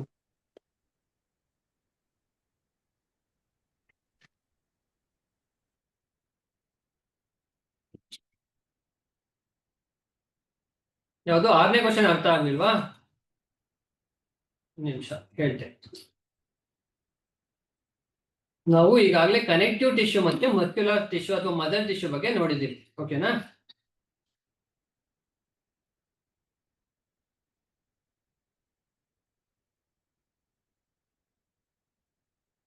ಆಪ್ಷನ್ ಏನಿತ್ತು, ಬೋನ್ ಇತ್ತು, ಹಾಗೇನೆ ಬೋನ್ ಇತ್ತು, ಬ್ಲಡ್ ಇತ್ತು, ಲಿಂಫ್ ಇತ್ತು, ಹಾಗೇನೆ ಕೊನೆಗೆ ಒಂದು ಮಜಲ್ ಅಂತ ಆಪ್ಷನ್ ಇತ್ತು. ನೀವು ಆಪ್ಷನ್ ನೋಡಿದ ತಕ್ಷಣ ನೀವು ಅದನ್ನ ಕ್ಯಾಚ್ ಮಾಡಬಹುದಿತ್ತು. ಇದಕ್ಕೆ ಆನ್ಸರ್ ಮಜಲ್ ಅಂತ. ಏನಕ್ಕೆ ಅಂದ್ರೆ ಇಲ್ಲಿ ನಾವು ಕನೆಕ್ಟಿವ್ ಟಿಶ್ಯೂಸ್ ಬಗ್ಗೆ ನೋಡಿದ್ವಿ. ಕನೆಕ್ಟಿವ್ ಟಿಶ್ಯೂ ಅಂತ ಬಂದಾಗ ಕನೆಕ್ಟಿವ್ ಟಿಶ್ಯೂಸ್ ಅಲ್ಲಿ areolar tissue, dense connective tissue, adipose tissue, skeletal tissue, fluid connective tissue ಅಂತ ಇತ್ತು ಅಲ್ವಾ. ಇದರಲ್ಲಿ ಏರುಲಾರ್ ಕನೆಕ್ಟಿವ್ ಟಿಶ್ಯೂ ಬಗ್ಗೆ ನಾವು ತಿಳ್ಕೊಂಡ್ವಿ. ಹಾಗೇನೆ ಡೆನ್ಸ್ ರೆಗ್ಯುಲರ್ ಕನೆಕ್ಟಿವ್ ಟಿಶ್ಯೂಸ್ ಬಗ್ಗೆ ತಿಳ್ಕೊಂಡ್ವಿ. ಇಲ್ಲಿ ಟೆಂಡನ್ಸ್ ಮತ್ತೆ ಲಿಗಮೆಂಟ್ಸ್ ಬಂತು. ಹಾಗೇನೆ ಅಡಿಪೋಸ್ ಟಿಶ್ಯೂ, ಫ್ಯಾಟ್ಸ್ ಬಗ್ಗೆ ನೋಡಿದ್ವಲ್ವಾ, ಅದು ಅಡಿಪೋಸ್ ಟಿಶ್ಯೂ. ಹಾಗೇನೆ ಕಾರ್ಟಿಲೇಜ್ ಮತ್ತೆ ಬೋನ್ಸ್ ಅನ್ನೋದನ್ನ ಕೂಡ ನಾವು ಇಲ್ಲಿ ಕನೆಕ್ಟಿವ್ ಟಿಶ್ಯೂಸ್ ಎಲ್ಲ ತಿಳ್ಕೊಂಡ್ವಿ. ಯಾಕೆಂದ್ರೆ ಒಂದು ಬಾಡಿ ಪಾರ್ಟ್ ನ ಇನ್ನೊಂದು ಬಾಡಿ ಪಾರ್ಟ್ ಜೊತೆ ಕನೆಕ್ಟ್ ಮಾಡುತ್ತೆ. ಇದಾದ ನಂತರ ಫ್ಲೂಯಿಡ್ ಕನೆಕ್ಟಿವ್ ಟಿಶ್ಯೂಸ್ ಅಲ್ಲಿ ನಾವೇನ್ ಮಾಡಿದ್ವಿ, ಬ್ಲಡ್ ಮತ್ತೆ ಲಿಂಫ್ ಬಗ್ಗೆ ನೋಡಿದ್ವಿ ಅಲ್ವಾ. ಬಟ್ ಈ ಮಜಲ್ ಅನ್ನೋದು ಏನ್ ಬರುತ್ತೋ ಇದು ಸಪರೇಟ್ ಟಿಶ್ಯೂ. ಇದೇ ಒಂದು ಟಿಶ್ಯೂ. ನಾವು ಇದರಲ್ಲಿ striated mother tissue, ಅನ್ಸ್ಟ್ರೈಟೆಡ್ mother tissue ಮತ್ತೆ ಕಾರ್ಡಿಯಾಕ್ ಮದರ್ ಟಿಶ್ಯೂ ಬಗ್ಗೆ ತಿಳ್ಕೊಂಡ್ವಿ. ಸ್ಟ್ರೈಟೆಡ್ ಮದರ್ ಟಿಶ್ಯೂ ಎಲ್ಲಿ ನೋಡಿದ್ವಿ ನಾವು, ಔಟರ್ ಬಾಡಿ ಪಾರ್ಟ್ಸ್ ಏನಿದೆಯೋ ನಮ್ಮ ಕೈ ಇರ್ಬೋದು, ಕಾಲ್ ಇರ್ಬೋದು, ನೆಕ್ ಇರ್ಬೋದು, ಇಲ್ಲೆಲ್ಲ ನೋಡಿದ್ವಿ ಅಲ್ವಾ. ಅನ್ಸ್ಟ್ರೈಟೆಡ್ ಅಂದ್ರೆ ಇಂಟರ್ನಲ್ ಬಾಡಿ ಆರ್ಗನ್, ಸ್ಟಮಕ್ ಇರ್ಬೋದು, ಇಂಟೆಸ್ಟೈನ್ ಇರ್ಬೋದು, ಇಲ್ಲೆಲ್ಲ ನೋಡಿದ್ವಿ ಅಲ್ವಾ. ಹಾಗೇನೆ ಕಾರ್ಡಿಯಾಕ್ ಮಸಲ್ಸ್ ಎಲ್ಲಿ ಇರುತ್ತೆ, ಹಾರ್ಟ್ ಅಲ್ಲಿ ಇರುತ್ತೆ.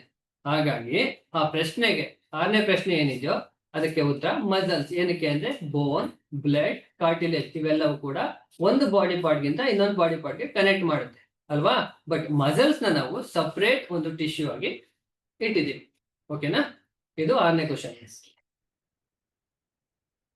ಎಲ್ರಿಗೂ ಅರ್ಥ ಆಗಿದ್ರೆ ಇಲ್ಲಿಗೆ ಕ್ಲಾಸ್ನ ಸ್ಟಾಪ್ ಮಾಡೋಣ. Thank you.